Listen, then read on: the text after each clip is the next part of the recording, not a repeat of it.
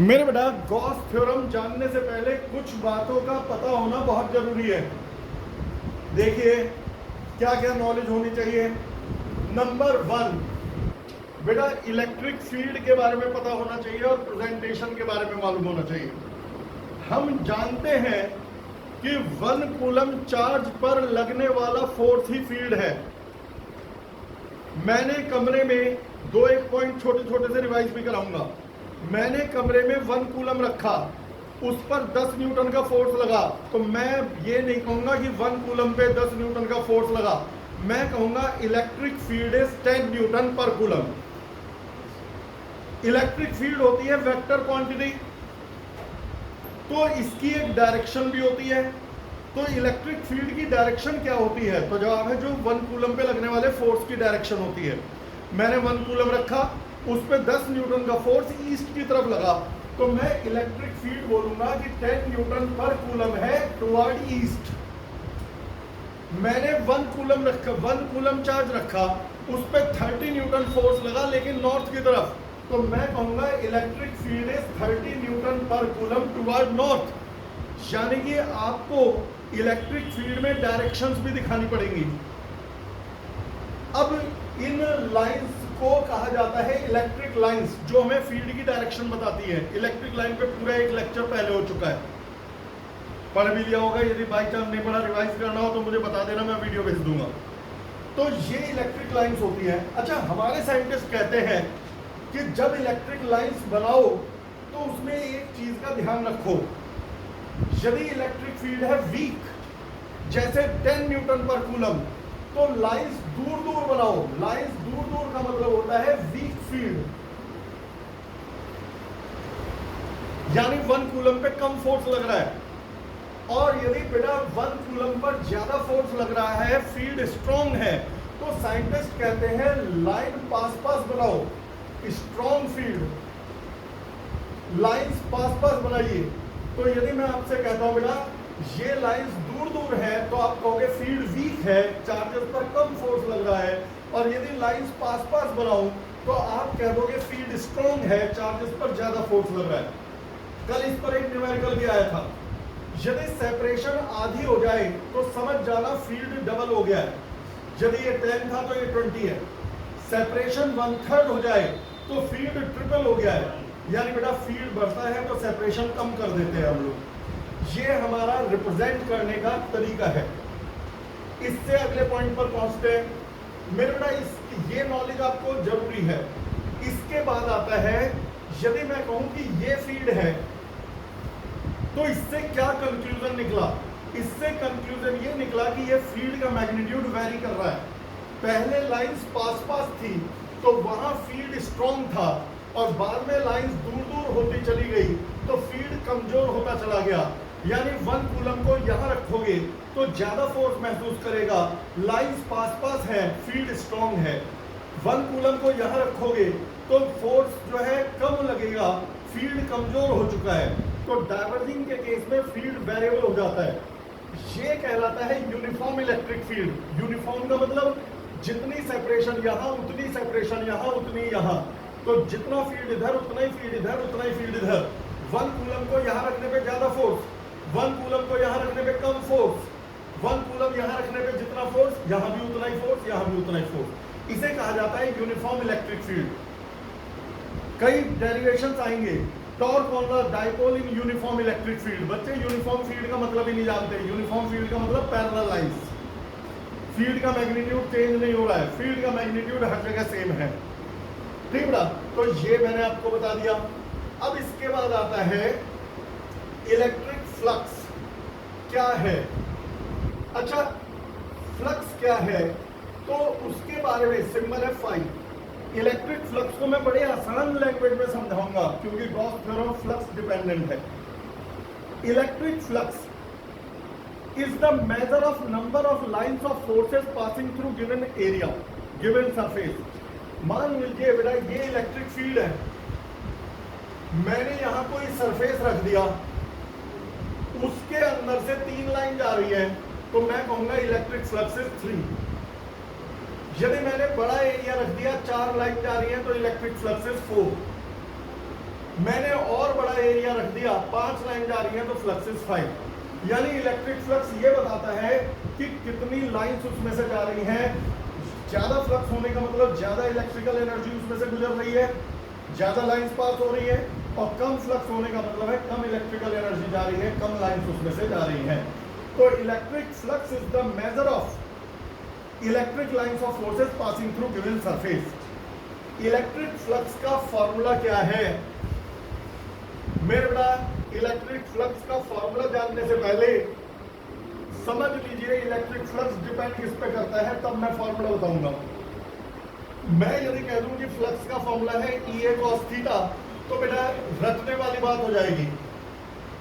एक बात सुन, पहला flux depends upon electric field. कैसे? ये है स्ट्रॉन्ग फील्ड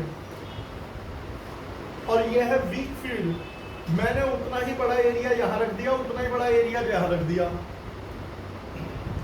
जो स्ट्रॉन्ग फील्ड था उसमें लाइन पास पास थी, इसलिए ज्यादा लाइन सरफेस में से गुजर गई, फ्लक्स बढ़ गया। दूसरे नंबर पर वीक फील्ड था, सरफेस में से कम लाइंस गुजरी, और क्योंकि सरफेस में से कम लाइंस गुजरी तो फ्लक्स कम हो गया।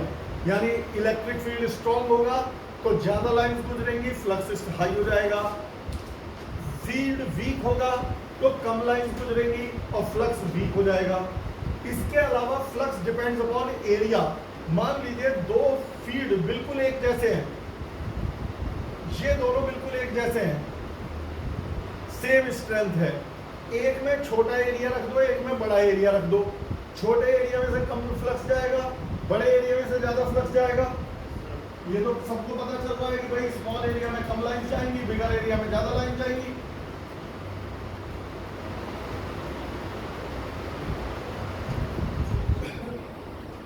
तो स्मॉल एरिया में कम जाएंगी और बिगर एरिया में ज्यादा लाइन जाएंगी, तो इसका मतलब फ्लक्स एरिया डिपेंडेंट है।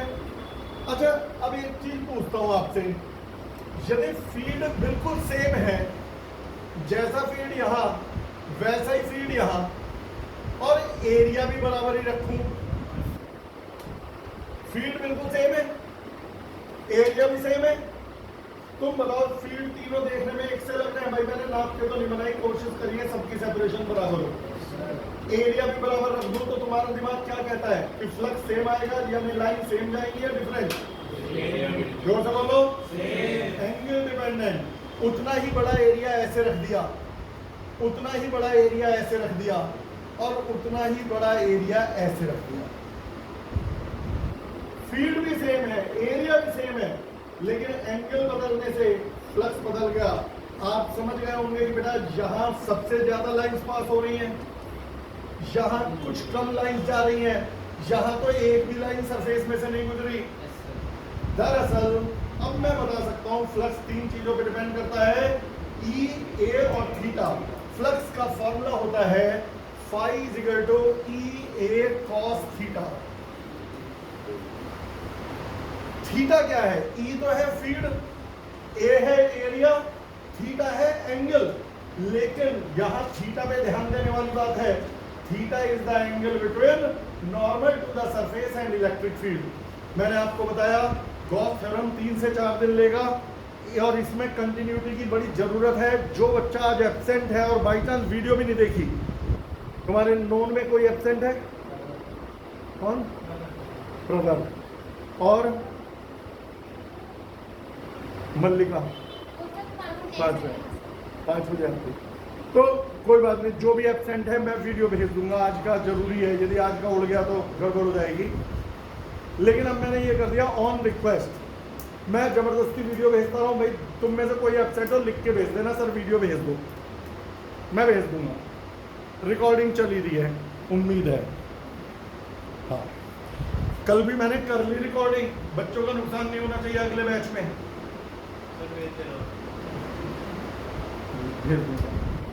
तो मेरे बेटा यहाँ पर फ्लक्स का ये फॉर्मूला आ गया। हाँ, E क्या है? फील्ड। A क्या है? एरिया। थीटा क्या है वो सुनना। थीटा होता है नॉर्मल टू द सरफेस और इलेक्ट्रिक फील्ड के बीच का एंगल। ध्यान से सुन लो, थीटा है नॉर्मल टू द सरफेस, यानी सरफेस का नॉर्मल। ये सरफेस ऐसे है, ये सरफेस का नॉर्मल है, और ये इलेक्ट्रिक फील्ड है, उनके बीच का एंगल थीटा है। तुम अच्छा ये बताओ, फ्लक्स पहले केस में मैक्सिमम है, कारण बताओ क्यों? तुम बताओ, सरफेस का नॉर्मल और इलेक्ट्रिक फील्ड पैरेलल है, थीटा 0 है। मैं बार बार कह रहा हूं, मुझे कोई जल्दी नहीं है। गॉस थ्योरम 3 दिन में नहीं 4 दिन में हो जाएगा, और आफता ही संडे को हो जाएगा, बुला लेंगे, पक्का करो। मुझे ये बताओ बेटा, थीटा किस किस का एंगल है? Normal to the surface. और अब यहां पर सरफेस का नॉर्मल और इलेक्ट्रिक फील्ड पैरेलल है, तो थीटा 0। तुम जानते हो cos 0 मैक्सिमम होता है 1, तो फ्लक्स मैक्सिमम है। आप देख सकते हैं सबसे ज्यादा फ्लक्स इसी में जा रहा है। इस केस में सरफेस का नॉर्मल और इलेक्ट्रिक फील्ड परपेंडिकुलर है, थीटा 90, cos 90 0, तो फ्लक्स ही नहीं है इसमें। यहाँ पे थीटा ना 0 है, ना 90, ना मिनिमम है, ना मैक्सिमम, तो फ्लक्स ना मिनिमम है, ना मैक्सिमम, थोड़ा बहुत जा रहा है। ये ध्यान रखना, कई बार बच्चे एग्जाम में गड़बड़ बहुत करते हैं, इसीलिए मैं 2 मिनट फालतू लगा रहा हूँ। क्वेश्चन आया, electric field is perpendicular to the surface, बच्चों ने धैर्य से लिखा थीटा 90 और खुश होते आ रहे हैं। देखना कितने इजी क्वेश्चन आया था, परपेंडिकुलर दे दिया थीटा 90। भाई साहब, यदि सरफेस फील्ड के परपेंडिकुलर है तो थीटा 90 नहीं 0 है, क्योंकि सरफेस फील्ड के परपेंडिकुलर है, तो सरफेस का नॉर्मल तो फील्ड के पैरेलल है, और सरफेस का नॉर्मल फील्ड के पैरेलल है, तो थीटा 0 है। और जब बोलेंगे surface is parallel to the field, surface is parallel to the field, तब थीटा 90 है, क्योंकि तब सरफेस का नॉर्मल फील्ड के परपेंडिकुलर होगा। समझ में आ गया होगा? अब आते हैं आगे।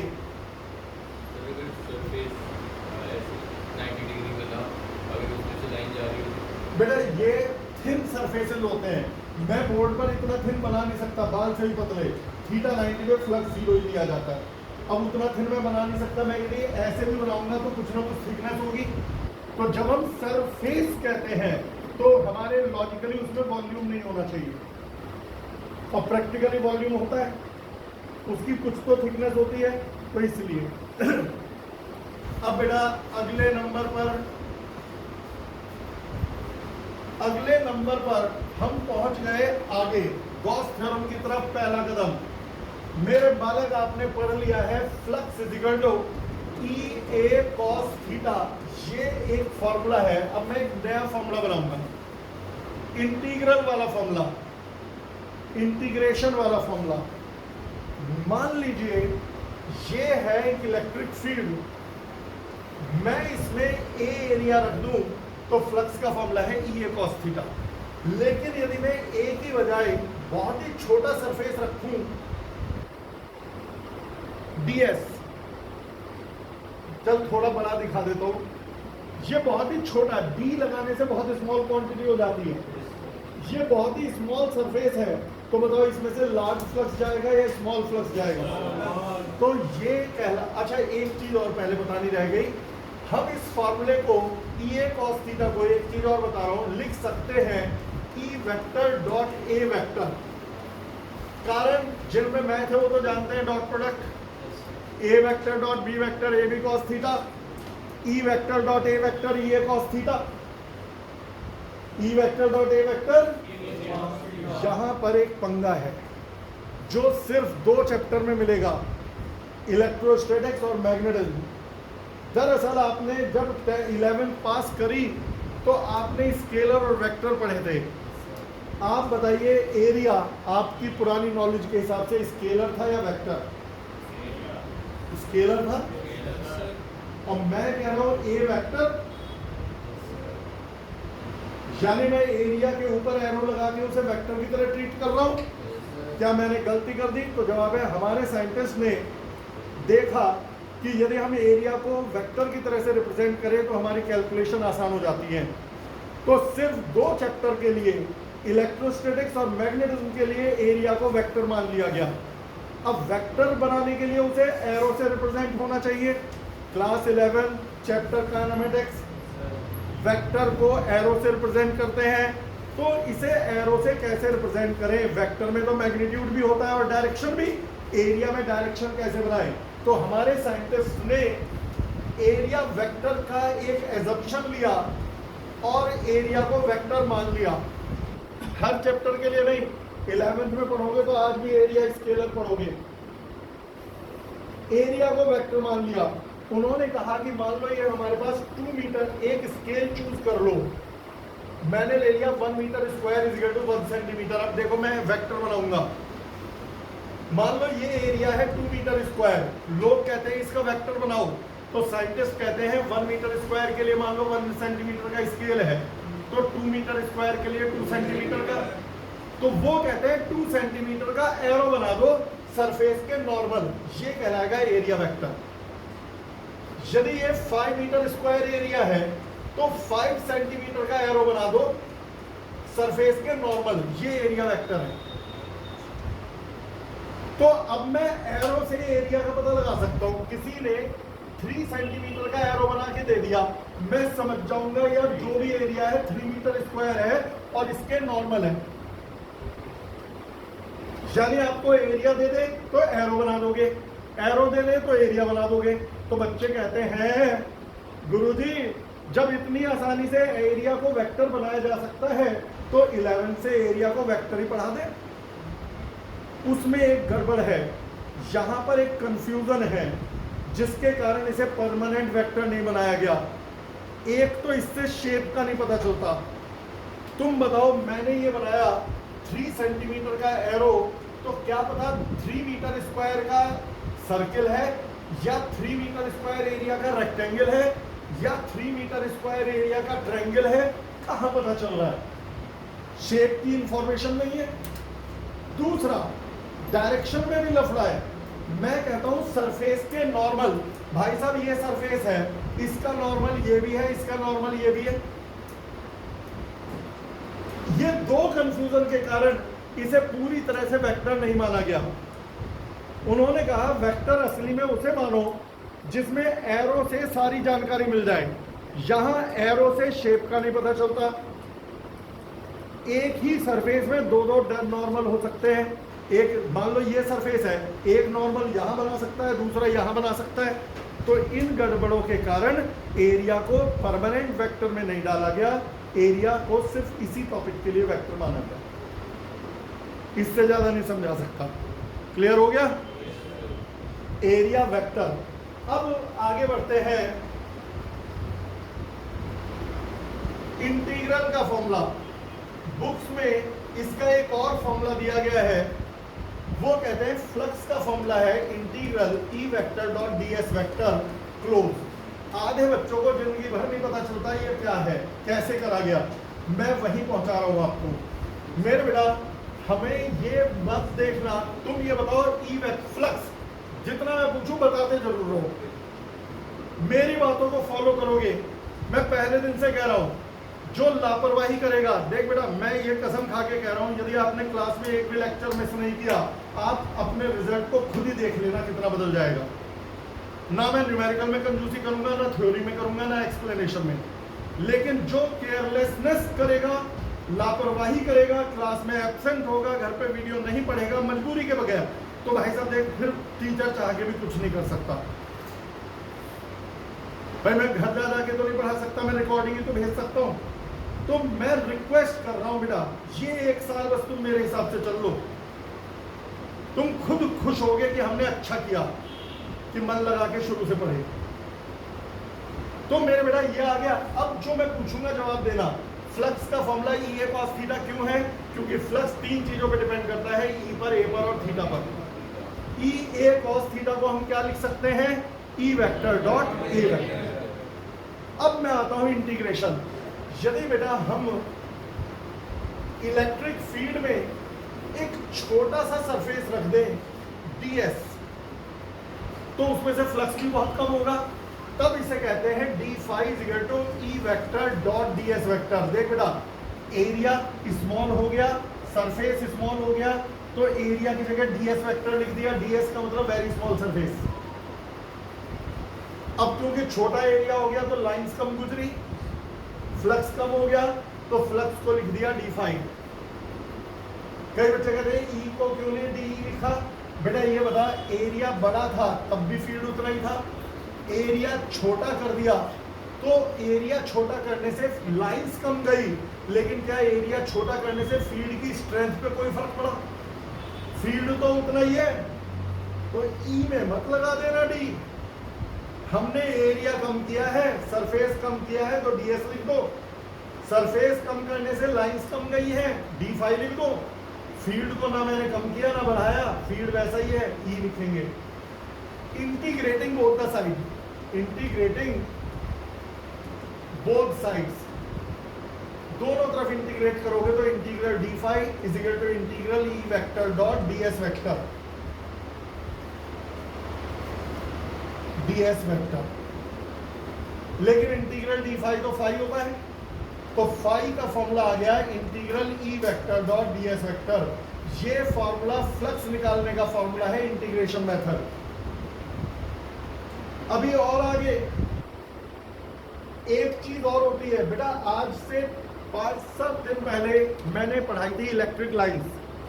मैंने कहा था चार्ज, पॉजिटिव चार्ज में से इलेक्ट्रिक लाइंस बाहर निकलती है।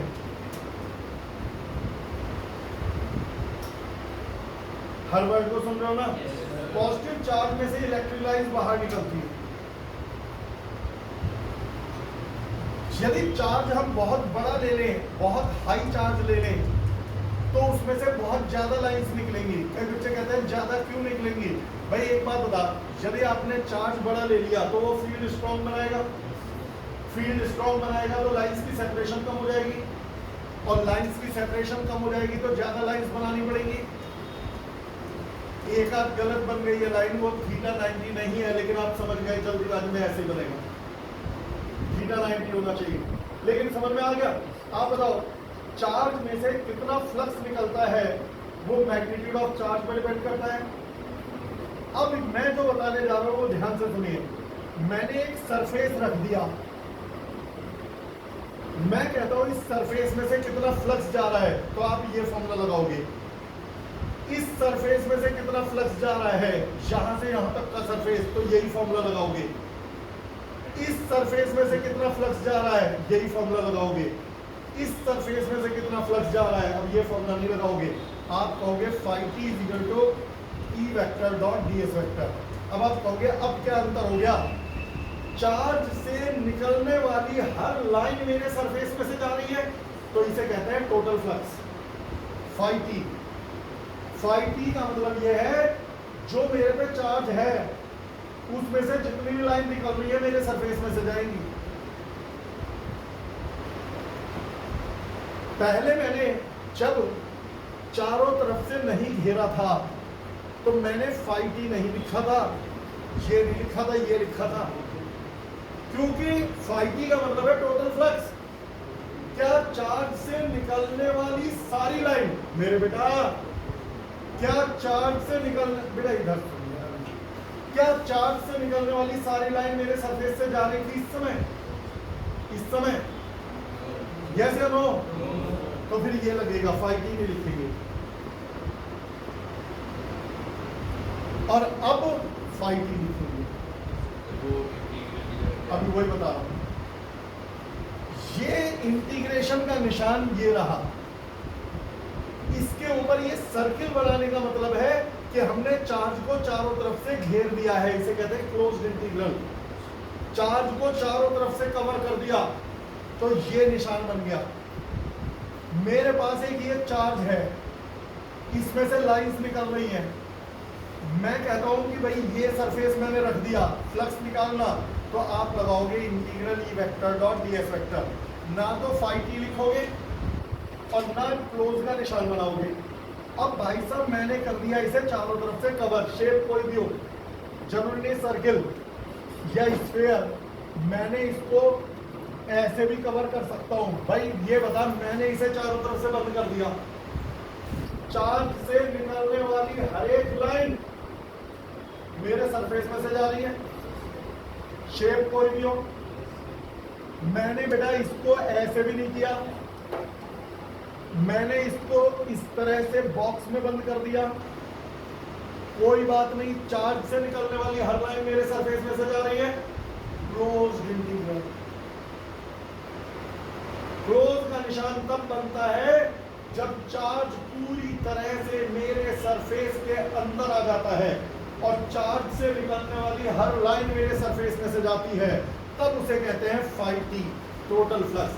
लेफ्ट में t लगेगा और राइट में सर्किल लग जाएगा, क्लोज्ड इंटीग्रल बन जाएगा।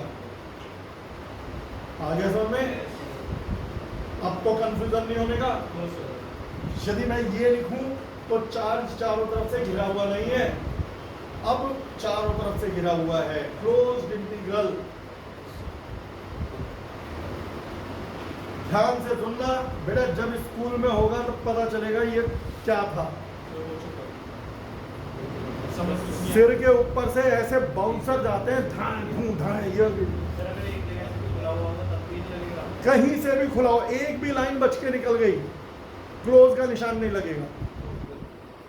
अच्छा जी, तो क्लोज टोटल फ्लक्स का, सिर्फ फ्लक्स के फॉर्मूले क्या क्या पढ़े?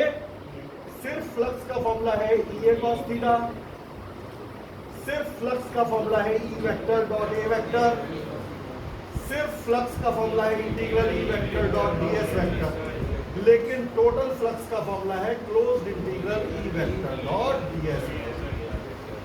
अब एंट्री होती है गॉस की। गॉस एक बहुत फेमस साइंटिस्ट थे, मेरे से थोड़ा बहुत कम।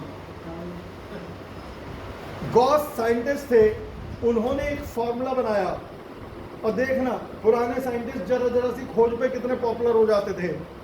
उन्होंने कहा कि यदि किसी क्लोज सरफेस में छोटा चार्ज रखोगे तो टोटल फ्लक्स कम होगा, और बड़ा चार्ज रखोगे तो टोटल फ्लक्स ज्यादा होगा। भाई बात तालियां, मतलब देख, वो कह रहे हैं यदि छोटा चार्ज रखोगे यानी टोटल फ्लक्स क्यू के प्रोपोर्शनल है, कम चार्ज होगा कम फील्ड बनेगा, कम फील्ड बनेगा कम लाइन निकलेंगी, टोटल फ्लक्स कम हो जाएगा। ज्यादा चार्ज रखोगे, क्यों? इनसे वहां हुक थे, हुक्स लॉ, उन्होंने कहा था स्प्रिंग पे कम फोर्स लगाओगे कम खींचेगी। भाई F directly proportional to x का सीधे सीधे मतलब क्या है? Force directly proportional to elongation का मतलब क्या है? यही तो है, कम फोर्स लगाने पे कम खींचेगी। बच्चा बच्चा जानता है। तुम सब ना 100-200 साल लेट हो गए, नहीं तो सारे लॉ तुम लोगों के नाम पे होते हैं। Gurmehar's law of motion, Aditya laws of electricity, Virat equations of continuity. तो खैर अब तो गड़बड़ हो गई, सारी इसी चीजें तो वो ढूंढ के चलेगा, टिपिकल छोड़ गए, पढ़ी लो। तो भाई साहब गॉस ने इतनी बड़ी बात बताई, कसम से मन करता है तालियां बजाता हूं, कि कम चार्ज रखोगे तो टोटल फ्लक्स कम होगा। यही है गॉस थ्योरम का स्टेटमेंट। अब इसमें बेटा प्रोपोर्शनलिटी कांस्टेंट ढूंढा तो वो मिला 1/ε0। ये है टोटल फ्लक्स का फॉर्मूला। प्रोपोर्शनलिटी कांस्टेंट कैसे ढूंढते हैं, क्या है उसका आप लोगों के सिलेबस में नहीं होता, बस उन्होंने ढूंढ के निकाल दिया कि ये प्रोपोर्शनलिटी कांस्टेंट है, तो टोटल फ्लक्स का ये फॉर्मूला है। तो गॉस ने क्या किया, टोटल फ्लक्स का फॉर्मूला बनाया Q/ε0। टोटल फ्लक्स का क्या फॉर्मूला बनाया? आज बेसिक्स चल रहा है गॉस थ्योरम के, एप्लीकेशंस कल से शुरू हो जाएंगे। बेसिक इंपॉर्टेंट होता है क्योंकि उसी से सारी कहानी आगे बढ़ती है। तो मेरे बालक, टोटल फ्लक्स का लेकिन ये फॉर्मूला था और टोटल का ये भी फॉर्मूला है, दोनों को इक्वेट कर दो। Closed integral E vector dot ds vector is equal to Q/ε0। ये है गॉस थ्योरम का फॉर्मूला। या तो गॉस थ्योरम का फॉर्मूला ऐसे लिख दो Q/ε0, ये भी सही है, और या ऐसे लिख दो। किसने ढूंढा था? गॉस ने। क्या कहलाती है ये? Gauss theorem. ये दोनों में कोई गड़बड़ है? नहीं भाई, टोटल फ्लक्स की वैल्यू तो है। यहां Q क्या है, ये बड़ी जानने वाली बात है। जवाब है क्यू है चार्ज एनक्लोज्ड। अब इसके ऊपर अगले 5-10 मिनट चलेंगे। बाकी बैच है। मैं तो आज फ्री माइंड से बैठा हुआ था कि आज तो छुट्टी है तुम्हारी। चलो तो ठीक है, आज यही रोक रहा हूँ। कल मिस नहीं करना एक भी बच्चा क्लास। बेटा न्यूमेरिकल टू न्यूमेरिकल डिपेंड करता है। न्यूमेरिकल पे दो सारे लगेंगे अलग अलग जगह। फील्ड कांस्टेंट है तो ये नहीं तो ये।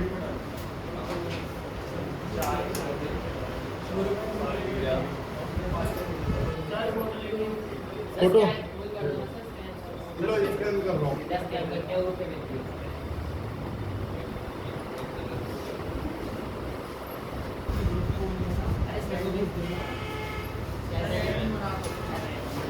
Thank you sir. Thank you sir. भाई फीस नहीं लाए तुम लोग, रोल बताना पड़ेगा। अब कल डिपॉजिट करा दो सब पक्का। हाँ कर।